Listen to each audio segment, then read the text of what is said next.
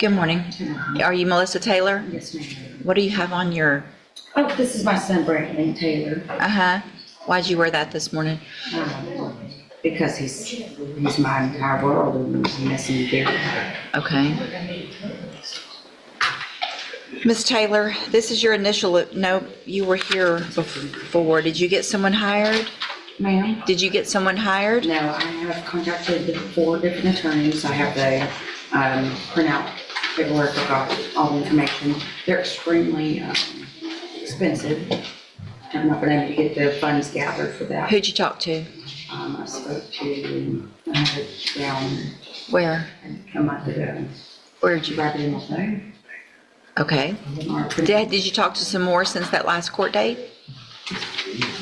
The last hearings. You asked, you instructed me to get 3 quotes. That's what I did. I can get that turned into you after, Okay. If I test you this morning, you can have anything in your system? Have a seat in the jury box. We're going to text. Ms. Taylor, you tested positive for amphetamines, methamphetamines, and ecstasy. And so at this time, I'm going to find that that is a violation, obviously, of your bond conditions, and I'm going to raise your bond in your case to $100,000. Well, let me look at it real quick. I'm going to, let's see. In one of your cases, you're charged with assault on a peace officer, the other credit or debit card abuse.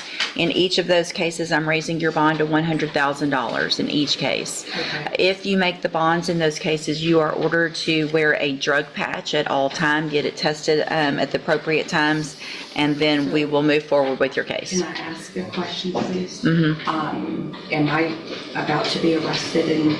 Yeah, you're going into custody right now. Okay, I have a child. You shouldn't be using ecstasy and methamphetamine. If you have a child, you can go back with the bailiff. So I. Go back with the bailiff right now. Go back with the bailiff. Child is missing, and he's with a terrible person. Sir, you're Denzel Lewis. And Mr. Lewis, you were previously in court, entered a plea of guilty to the third-degree felony offense of unlawful possession of a firearm by a felon. The agreement was for a cap of 6 years in prison. I've received the pre-sentence report. Has everyone had an opportunity to review that report? Yes, Your Honor. Yes, Judge. Are there any additions or corrections? Just argument from the defense. Nothing to say.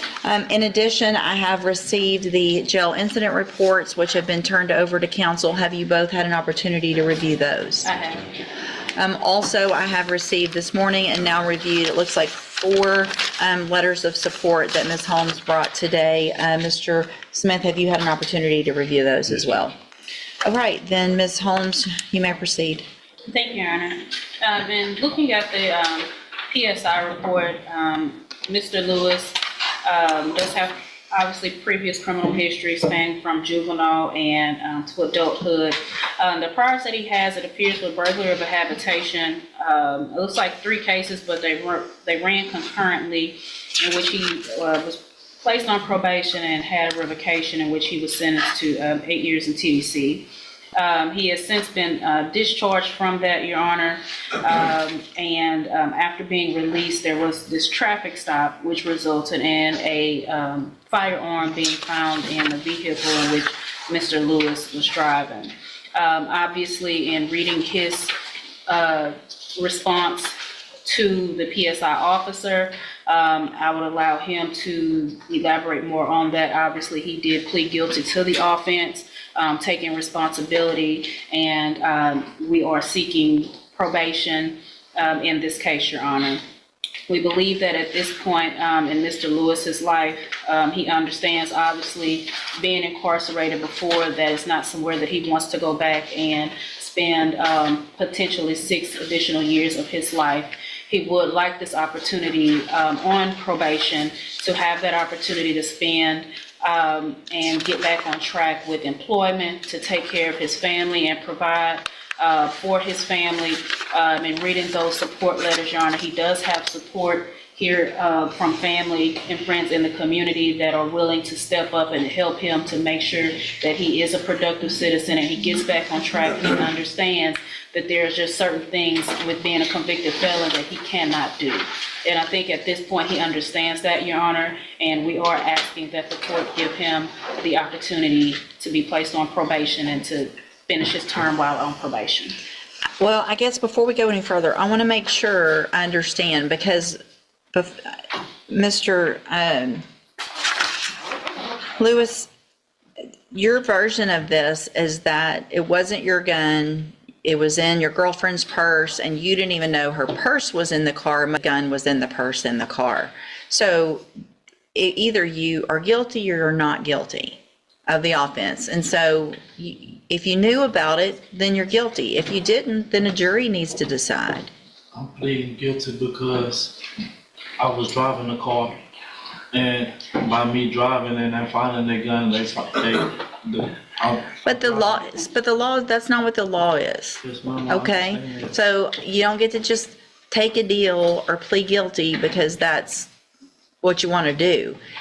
When you were here before, you stood in front of that clerk, you put your hand up, swore that you were going to tell the truth, and I said, are you pleading guilty freely and voluntarily, or are you pleading guilty because you did what they charged you with? And I was, and I still am. Okay. All right, Mr. Judge, I think he's been given probation before. It was not successful. He's been revoked. The actions in the jail clearly show he doesn't have any respect for authority or rules. I don't feel like he's a proper candidate for probation, so we're asking for a 6-year sentence in TDC. So, Mr. Lewis, one thing I noticed in several of these letters that friends and family members said, I think 3 of them actually used the word respectful, that you're a respectful young man. What has been going on in our jail is the furthest thing from respectful that I've seen. The number of times, and the fact that I have to say this out loud, the number of times that you choose to masturbate in front of the officers on purpose is ridiculous. Can I speak on it, Your Honor? Sure. That case wasn't on me. Somebody else had a case, and the woman even talked to the lieutenant to get it removed off of my file, but it still shows up.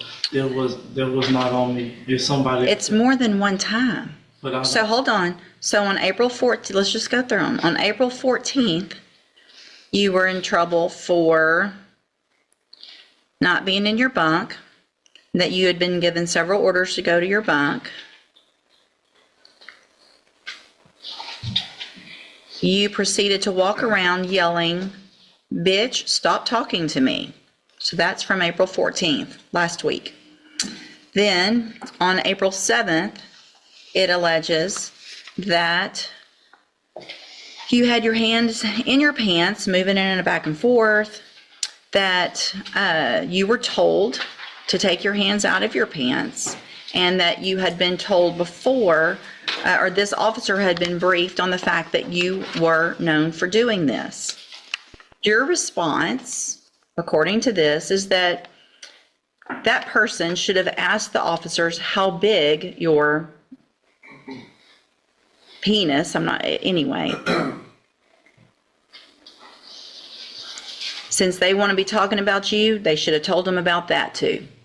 Then, on March 25th, before that, a week, so another officer, and these aren't the same officers, it's not the same person saying the same thing about you, somebody has some vendetta against you.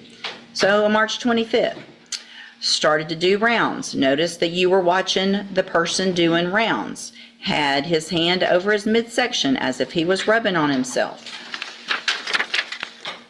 March 18th, another different officer. Notice monitoring the bunk. There you are, laying on your back, stroking your penis in a back and forth motion, told not to do so. January 24th, 2025, you're in trouble for walking around. This one, notice the way you're laying on your bunk in a way, making motions under the blanket, walked past, turned around to see if you were still doing it, then you supposedly look at this officer and say, I'm not doing anything, while you lifted the blanket up for that officer to see it. January 4th, another time, being told to be quiet, do what you're supposed to do, didn't do it that day. December 29th, another issue of not following the rules. December 17th, another infraction for arguing and not following the rules. So if there was one time when they got the wrong person, that's one thing. That's over and over again, you disrespecting female officers who are in there just doing their job. I sleep on my back. Sir, we're really gonna do that? You ask me and I'm telling you, I sleep on my back. I have sisters, I have a mama, I don't do that. Them people write whatever they. They're making this up on you? That's terrible of them to do that. If you look at my cases report, ma'am, I don't have any cases on none of that. I don't have any time, I'm not on no restriction on none of that. Okay. Up in the county. You were off parole, the way I do the math, less than a year. Parole. So you did your whole 8 years? Yes, ma'am. What'd you do in prison to have to do your whole 8 years? I was in SIG, For doing what? just tattooing, contraband. Not following the rules while you're in prison. I'm going to find that you previously entered your plea of guilty freely and voluntarily. Find sufficient evidence to find you guilty, and at this time find you guilty of unlawful possession of a firearm by a felon. Sentence you to a term of 6 years in the institutional division of the Texas Department of Corrections. You will receive credit on that sentence for any time that you've been in custody that the law gives you the right to receive.